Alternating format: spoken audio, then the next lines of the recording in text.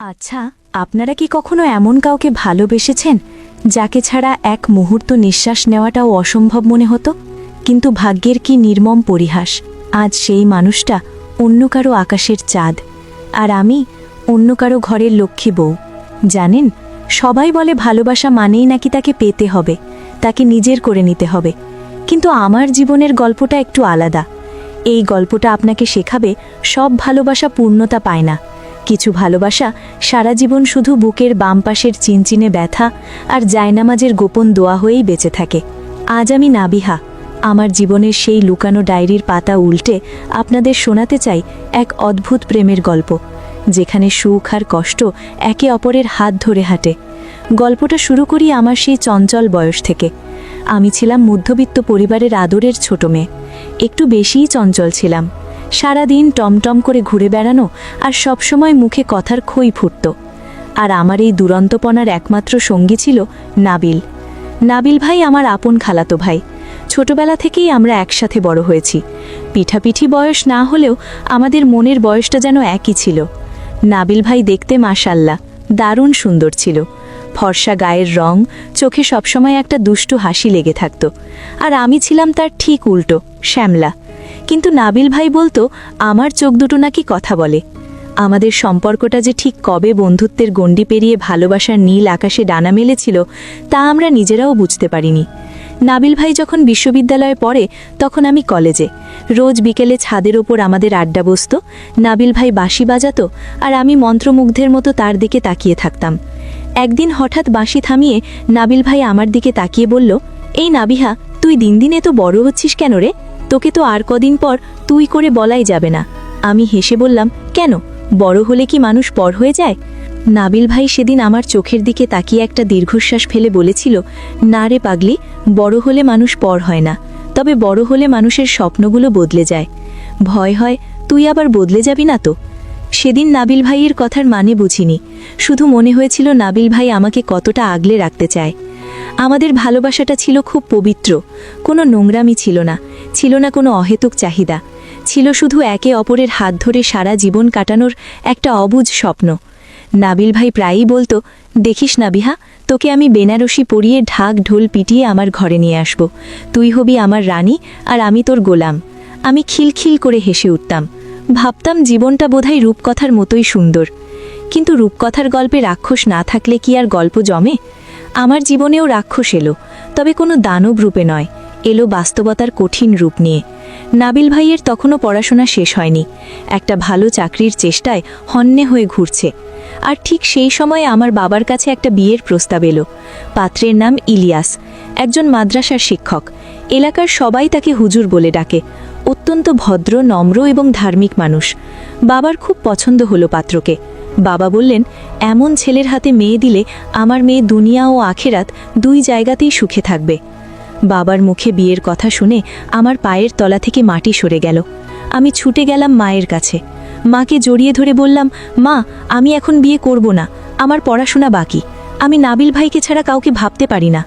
মা আমার মুখ চেপে ধরলেন, বললেন, চুপ কর পোড়ামুখী, তোর বাবার কানে যদি যায় তুই নাবিলকে ভালোবাসিস তাহলে এই বাড়িতে কেয়ামত হয়ে যাবে। তুই তো জানিস তোর বাবা আর নাবিলের বাবার মধ্যে পৈতৃক সম্পত্তি নিয়ে একটু ঝামেলা চলছে, তারা কোনোদিন এই সম্পর্ক মেলে নেবে না। আমি স্তব্ধ হয়ে গেলাম। সম্পত্তির ঝামেলা যে আমাদের ভালোবাসার মাঝে দেওয়াল হয়ে দাঁড়াবে তা কখনো ভাবিনি। আমি গোপনে নাবিল ভাইকে ফোন করলাম। ওপাশ থেকে নাবিল ভাইয়ের হ্যালো শোনা মাত্রই আমি কান্নায় ভেঙে পড়লাম। সব শুনে নাবিল ভাই কিছুক্ষণ চুপ করে থাকলো। তারপর বলল, নাবিহা, তুই কাঁদিস না, আমি এক্ষুনি আসছি। সেই বিকেলে নাবিল ভাই আমাদের বাড়ি এলো না, সোজা বাবার দোকানে গেল। আমি জানতাম না সেখানে কি কথা হয়েছিল। শুধু রাতে বাবা বাড়ি ফিরে এক ভয়ানক রূপ ধারণ করলেন। চিৎকার করে বললেন, ওই চালচুলহীন ছেলের এত বড় সাহস আমার মুখের ওপর কথা বলে! সে নাকি তোকে বিয়ে করবে? যে নিজের খরচ চালাতে পারে না সে চালাবে আমার মেয়েকে? আজ থেকে তোর বাইরে যাওয়া বন্ধ, ফোন বন্ধ, আর আগামী সপ্তাহে ইলিয়াসের সাথে তোর বিয়ে। আমার পৃথিবীটা যেন দুমড়ে মুচড়ে গেল। আমি নিজেকে ঘরবন্দি করলাম, খাওয়া দাওয়া ছেড়ে দিলাম। ভেবেছিলাম আমার এই জেদ দেখে হয়তো বাবা মন বদলাবেন, কিন্তু বাবা ছিলেন তার সিদ্ধান্তে অটল। আর ইলিয়াস হুজুর, তিনি তো আমাকে দেখেনইনি, শুধু বাবার কথায় রাজি হয়ে গেছেন। আমার খুব রাগ হতো এই লোকটার ওপর। কেমন পুরুষ মানুষ তিনি, একটা মেয়েকে না দেখে তার মত না নিয়ে বিয়ে করতে রাজি হয়ে গেলেন। মনে মনে প্রতিজ্ঞা করলাম, এই বিয়ে যদি হয়ও আমি কোনোদিন ওই হুজুরকে স্বামীর মর্যাদা দেব না। আমার মনে শুধু নাবিল ভাই আর নাবিল ভাইই থাকবে। বিয়ের ঠিক 2 দিন আগে নাবিল ভাই আমার সাথে দেখা করার জন্য পাগল হয়ে গেল। অনেক কষ্টে বাড়ির পেছনের পুকুর ঘাটে আমাদের দেখা হলো। আমি ভেবেছিলাম নাবিল ভাই হয়তো বলবে, চল নাবিহা, আমরা পালিয়ে যাই। আমি তার হাত ধরার জন্য প্রস্তুত ছিলাম, কিন্তু নাবিল ভাইকে দেখে আমি চমকে গেলাম। মাত্র কয়েকদিনে মানুষটা যেন কঙ্কাল হয়ে গেছে, চোখের নিচে কালি, উস্কো খুস্কো চুল। নাবিল ভাই আমার দিকে তাকালো, কিন্তু সেই চেনা দুষ্ট হাসিটা আজ আর নেই। আমি কান্নাজড়িত কণ্ঠে বললাম, নাবিল ভাই, তুমি আমাকে নিয়ে চলো, আমি ওই হুজুরকে বিয়ে করব না, আমি মরে যাব, তবুও তাকে মেনে নেব না। নাবিল ভাই আমার হাত দুটো ধরল, তার হাত কাঁপছিল। সে বলল, নাবিহা, পালানোটা খুব সহজ রে, কিন্তু তাতে কি আমাদের বাবা মায়ের সম্মান থাকবে? তোর বাবা অসুস্থ মানুষ, আমি যদি তোকে নিয়ে যাই তিনি হয়তো হার্ট অ্যাটাক করবেন, আর আমার বাবা, তিনি তো সমাজেই মুখ দেখাতে পারবেন না। আমি চিৎকার করে বললাম, তাহলে কি আমাদের ভালোবাসার কোনো মূল্য নেই? তুমি আমাকে ভুলে যাবে? নাবিল ভাই আমার চোখের জল মুছে দিয়ে বলল, ভুলতে কি আর পারবো রে পাগলি, তুই তো আমার রক্তে মিশে আছিস। কিন্তু শোন, ইলিয়াস সাহেব খুব ভালো মানুষ, আমি খোঁজ নিয়েছি, তিনি তোকে রানীর মতো রাখবেন। আমার মতো বেকারের সাথে ভেসে যাওয়ার চেয়ে তার মতো সম্মানিত মানুষের ঘর করা অনেক বেশি সম্মানের। আমি বিশ্বাস করতে পারছিলাম না এই কথাগুলো নাবিল ভাই বলছে। যে মানুষটা আমাকে পাওয়ার জন্য সবকিছু করতে পারত, আজ সেই আমাকে অন্যের হাতে তুলে দিচ্ছে। আমি ঘৃণায় অভিমানে নাবিল ভাইকে ধাক্কা দিয়ে বললাম, তুমি একটা কাপুরুষ, তুমি আমাকে কোনোদিন ভালোবাসোনি। যদি বাঁচতে তাহলে আজ আমাকে অন্যের হতে দেখতে পারতে না। যাও, চলে যাও এখান থেকে, আমি এই বিয়েই করব, আর দেখিয়ে দেব আমি তোমাকে ছাড়াও ভালো থাকতে পারি। নাবিল ভাই কোনো কথা বলল না, শুধু যাওয়ার আগে একবার পেছনে ফিরে তাকালো। সেই দৃষ্টিতে কি ছিল জানেন? এক বুক হাহাকার আর নিঃশব্দ এক ফোঁটা জল। অন্ধকারে নাবিল ভাই মিলিয়ে গেল, আর আমি পুকুর ঘাটে বসে সারাটা রাত কাঁদলাম। আমার মনে হলো আমার নাবিল ভাই মরে গেছে। যে নাবিল ভাই আমার জন্য সব করতে পারত, সে আজ সমাজের ভয়ে, বাবার সম্মানের ভয়ে আমাকে বলি দিল। বিয়ের দিনটা এলো, চারিদিকে উৎসবে আমেজ, শুধু আমার বুকের ভেতরটা শ্মশান হয়ে আছে। লাল বেনারসি পরলাম, হাতে মেহেদি দিলাম, কিন্তু মনের ভেতর শুধু ঘৃণা আর অভিমান। কবুল বলার সময় আমার গলা দিয়ে আওয়াজ বের হচ্ছিল না, মনে হচ্ছিল আমি নিজের মৃত্যু পরোয়ানায় সই করছি। 3 বার কবুল বলার পর আমি অফিসিয়ালি মাওলানা ইলিয়াসের স্ত্রী হয়ে গেলাম। বাসর রাত, জীবনের সবচেয়ে কাঙ্ক্ষিত রাত হওয়ার কথা ছিল এটি, কিন্তু আমার কাছে মনে হচ্ছিল এক ভয়ঙ্কর পরীক্ষা। আমি ঘুমটা টেনে খাটের এক কোণায় বসে আছি। ঘরের দরজা খোলার শব্দ হলো, ধীর পায়ে কেউ একজন ভেতরে ঢুকল। আতরের সুবাস নাকে এলো। বুঝলাম তিনি এসেছেন। আমার শরীরটা ঘিন ঘিন করে উঠল। মনে হলো এই লোকটাই আমার আর নাবিল ভাইয়ের মাঝে দেওয়াল হয়ে দাঁড়িয়েছে। তিনি কিছুক্ষণ চুপ করে দাঁড়িয়ে রইলেন, তারপর খাটের পাশে জায়নামাজ বিছিয়ে নামাজে দাঁড়ালেন। আমি অবাক হলাম। সাধারণত বাসর রাতে বররা এসে বউয়ের সাথে কথা বলে, রোম্যান্টিকতা করে, আর উনি নামাজ পড়ছেন। দীর্ঘক্ষণ মোনাজাত করলেন তিনি। মোনাজাতে তার কান্নার আওয়াজ শুনতে পেলাম। তিনি আল্লাহর কাছে বলছিলেন, হে আল্লাহ, আমাকে যে দায়িত্ব দিয়েছ আমি যেন সঠিকভাবে পালন করতে পারি। আমার স্ত্রীকে তুমি শান্তিতে রেখো, আমাদের মাঝে মহব্বত পয়দা করে দিও। তার কান্না শুনে আমার মনের বরফটাকে একটু গলেছিল? না, তখনও গলেনি। নামাজ শেষ করে তিনি আমার কাছে এলেন, খাটে বসলেন না, একটু দূরেই দাঁড়িয়ে রইলেন। তারপর খুব শান্ত আর ভরাট কণ্ঠে বললেন, আমি জানি আপনার মন খারাপ, হয়তো অন্য কোনো স্বপ্ন ছিল, অন্য কোনো আশা ছিল। হঠাৎ করে সম্পূর্ণ অচেনা একটা মানুষের সাথে জীবন শুরু করা সহজ নয়। আমি আপনাকে জোর করব না। আপনি যতক্ষণ না আমাকে মন থেকে স্বামী হিসাবে মেনে নিতে পারবেন, ততক্ষণ আমি আপনার কাছে আসব না। এই ঘর, এই খাট সবই আপনার, আমি ফ্লোরে থাকব। আমি চমকে উঠে তাকালাম। লোকটা বলে কি? আমি তো ভেবেছিলাম হুজুর মানেই গুণা, নারীদের শুধু ভোগের বস্তু মনে করে, কিন্তু এ যে সম্পূর্ণ অন্য মানুষ। তিনি সত্যিই বালিশ আর চাদর নিয়ে ফ্লোরে বিছানা করলেন, লাইট নিভিয়ে দিলেন। অন্ধকারে আমি তার দিকে তাকিয়ে রইলাম। নাবিল ভাইয়ের কথা মনে পড়ল। নাবিল ভাই হলে হয়তো আজ জোর করে হলেও আমার পাশে বসত, আমাকে হাসানোর চেষ্টা করত। আর এই লোকটা নিজের অধিকার ছেড়ে দিয়ে ফ্লোরে ঘুমাচ্ছে। দিন কাটতে লাগলো। আমার শ্বশুরবাড়ির পরিবেশটা ছিল খুব শান্ত। শাশুড়িমা আমাকে খুব আদর করতেন, কিন্তু আমার মন পড়ে থাকত সেই পুরনো স্মৃতিতে। আমি ইলিয়াসের সাথে কথা বলতাম না, প্রয়োজনে শুধু দু একটা শব্দ। উনি সকালে মাদ্রাসায় চলে যেতেন, দুপুরে ফিরতেন, আবার বিকেলে যেতেন। রাতে ফিরে আমাকে নিয়ে খেতে বসতেন। আমি খেয়াল করতাম উনি আমার প্লেটে মাছের বড় টুকরোটা তুলে দিতেন। আমি সরিয়ে দিলে মুচকি হেসে বলতেন, খান, আপনি শুকিয়ে গেলে মানুষ আমাকে দোষ দেবে। তার এই ছোট ছোট যত্নগুলো আমাকে বড্ড অস্বস্তিতে ফেলত। আমি ঝগড়া করতে চাইতাম, তার উপর রাগ ঝাড়তে চাইতাম, কিন্তু তিনি আমাকে সেই সুযোগটাই দিতেন না।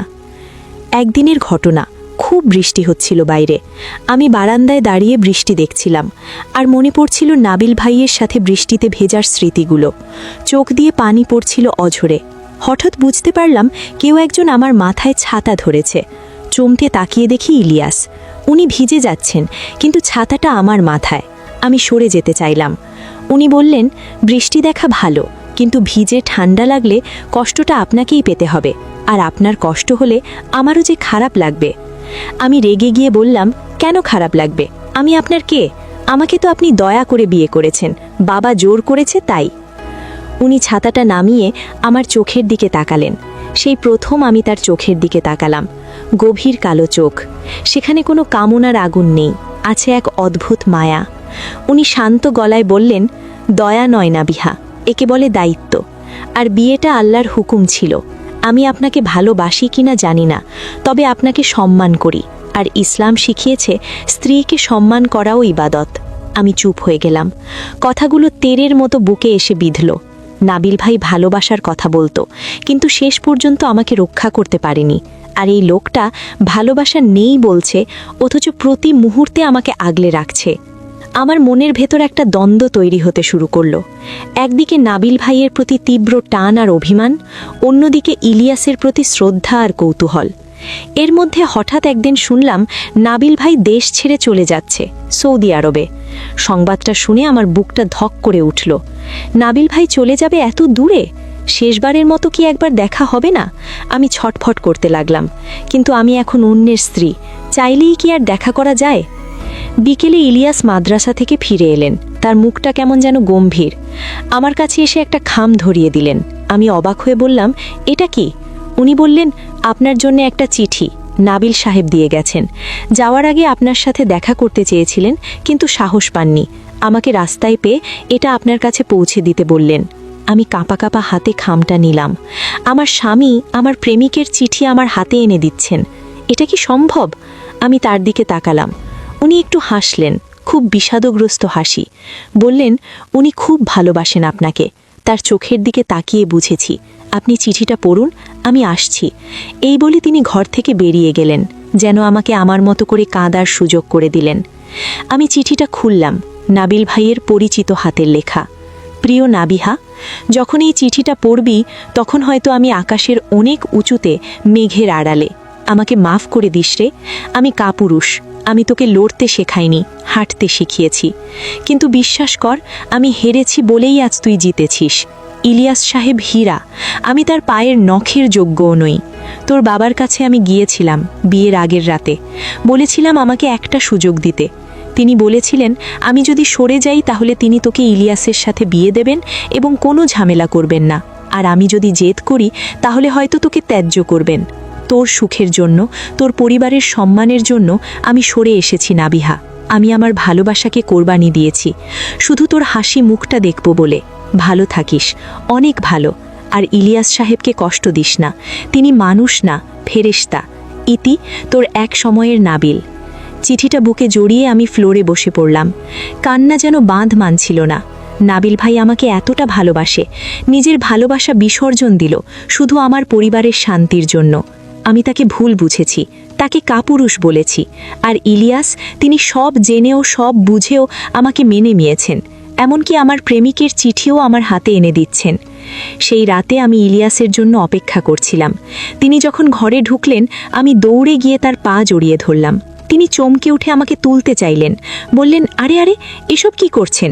আমি বললাম, আপনি আমাকে মাফ করে দিন। আমি আপনাকে অনেক কষ্ট দিয়েছি, আপনাকে অপমান করেছি, অথচ আপনি সব জেনেও কেন আমাকে এত সম্মান দিলেন? ইলিয়াস আমাকে ধরে খাটে বসালেন। তারপর খুব নরম সুরে বললেন, নাবিহা, অতীত সবার থাকে, আপনারও আছে, সেটা নিয়ে আমার কোনো অভিযোগ নেই।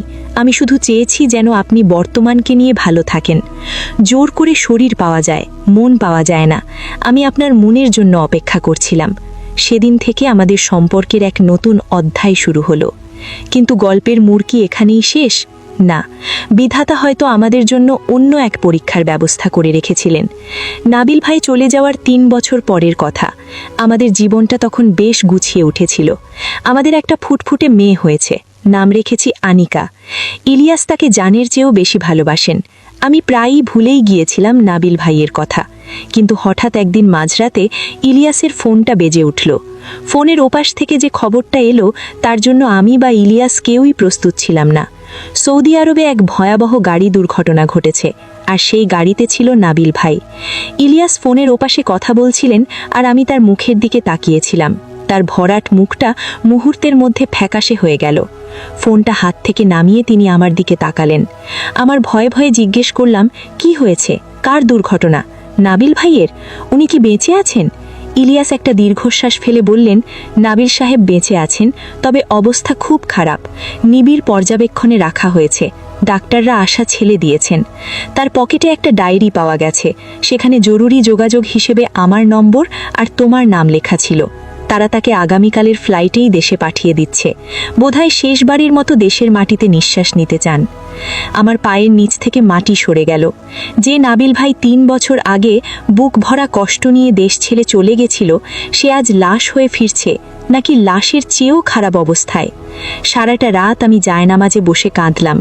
আর আমার পাশে বসে তাসবিহাতে আমার স্বামী ইলিয়াস আল্লাহর কাছে দোয়া করলেন যেন নাবিল ভাই সুস্থ হয়ে ওঠেন।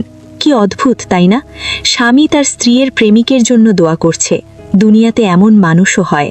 পরদিন বিকেলে আমরা বিমানবন্দরে গেলাম। অ্যাম্বুলেন্স প্রস্তুত ছিল। নাবিল ভাইকে স্ট্রেচারে করে যখন বের করা হলো, আমি চিনতে পারছিলাম না। সেই সুন্দর চেহারাটা আগুনে ঝলসে গেছে, মাথায় ব্যান্ডেজ, শরীরের হাড়গোড় সব ভেঙে চূর্ণ। আমি দৌড়ে কাছে যেতে চাইলাম, কিন্তু পারলাম না। আমার পা অবশ হয়ে আসছিল। ইলিয়াস আমার হাত শক্ত করে ধরলেন, বললেন, নাবিহা, শক্ত হও, তোমাকে শক্ত হতে হবে। উনি তোমাকে দেখলে শান্তি পাবেন। হাসপাতালের সাদা বিছানায় নাবিল ভাই শুয়ে আছে, নাকে অক্সিজেনের নল, হাতে স্যালাইন। ডাক্তার বললেন তার জ্ঞান ফেরার সম্ভাবনা খুব কম, তবে অলৌকিক ঘটনা ঘটতে পারে। ইলিয়াস আমাকে কেবিনের ভেতরে পাঠিয়ে দিয়ে নিজে বাইরে দাঁড়িয়ে রইলেন। বললেন, যাও, মন ভরে দেখে নাও। কিছু কথা হয়তো বাকি রয়ে গেছে, সেগুলো বলে নাও। আমি ধীর পায়ে নাবিল ভাইয়ের বিছানার পাশে গিয়ে দাঁড়ালাম। তার পোড়া হাতটা আলতো করে ছুঁয়ে দিলাম। আমার স্পর্শেই কিনা জানি না, মনিটরের রেখাগুলো নড়ে উঠল। নাবিল ভাই কি বুঝতে পারলেন আমি এসেছি? আমি ফিসফিস করে ডাকলাম, নাবিল ভাই, ও নাবিল ভাই, আমি নাবিহা, তোমার সেই পাগলি নাবিহা। চোখ মেলো না প্লিজ। হঠাৎ নাবিল ভাইয়ের চোখের পাতা সামান্য কেঁপে উঠল। অনেক কষ্টে তিনি চোখ মেললেন। ঘোলাটে দৃষ্টিতে আমার দিকে তাকিয়ে রইলেন কিছুক্ষণ। তারপর ঠোঁটের কোণে একটু হাসির রেখা ফুটে উঠল। অক্সিজেন মাস্কের ভেতর দিয়ে অস্পষ্ট স্বরে বললেন, তুই এসেছিস?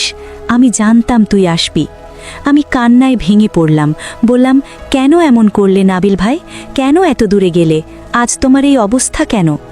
নাবিল ভাই খুব কষ্ট করে হাতটা বাড়িয়ে আমার হাতের উপর রাখলেন। বললেন, কাঁদিস না রে, আমার সময় শেষ। আমি তো এটাই চেয়েছিলাম, মরে যাওয়ার আগে যেন তোর মুখটা একবার দেখতে পাই। আল্লাহ আমার দোয়া কবুল করেছেন। আমি বললাম, তুমি বিয়ে করনি কেন নাবিল ভাই? কেন একা থেকে গেলে? নাবিল ভাই হাসলেন, সেই পুরনো দুষ্টু হাসিটার মতো, কিন্তু বড় মলিন। বললেন, এক হৃদয় কি দুইজনকে রাখা যায় রে? আমার হৃদয় তো শুধু তুই। আমি বিয়ে করলে সেই মেয়েটার প্রতি অন্যায় করা হতো, তাকে তো আমি ভালোবাসতে পারতাম না। তাই ঠিক করেছিলাম সারা জীবন তোর স্মৃতি নিয়েই কাটিয়ে দেব। জানিস নাবিহা, আমি প্রতি ওয়াক্ত নামাজে তোর জন্য দোয়া করতাম ইলিয়াস সাহেব যেন তোকে দুনিয়ার সব সুখ দেন। তুই সুখে আছিস তোরে?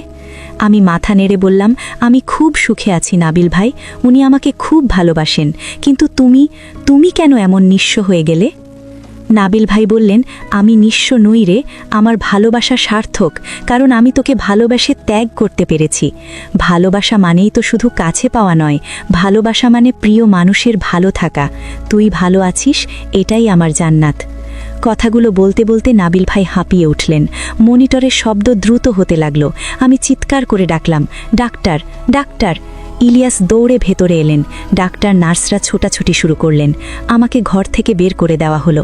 আমি দরজার কাছ দিয়ে দেখলাম নাবিল ভাইয়ের শরীরটা নিস্তেজ হয়ে যাচ্ছে। ইলিয়াস ভেতরে দাঁড়িয়ে নাবিল ভাইয়ের কানে কানে কালেমা শাহাদাত পড়ছেন। কি অবিশ্বাস্য দৃশ্য! আমার স্বামী আমার প্রেমিককে শেষ বিদায় জানানোর প্রস্তুতি নিচ্ছেন। একটু পরেই সব শান্ত হয়ে গেল।